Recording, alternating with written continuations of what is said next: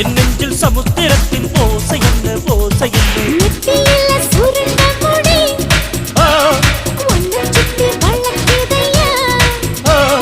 நெத்தியில சுருண்ட முடி என்ன சுத்தி வளைக்குதடி ஏன் லக்குல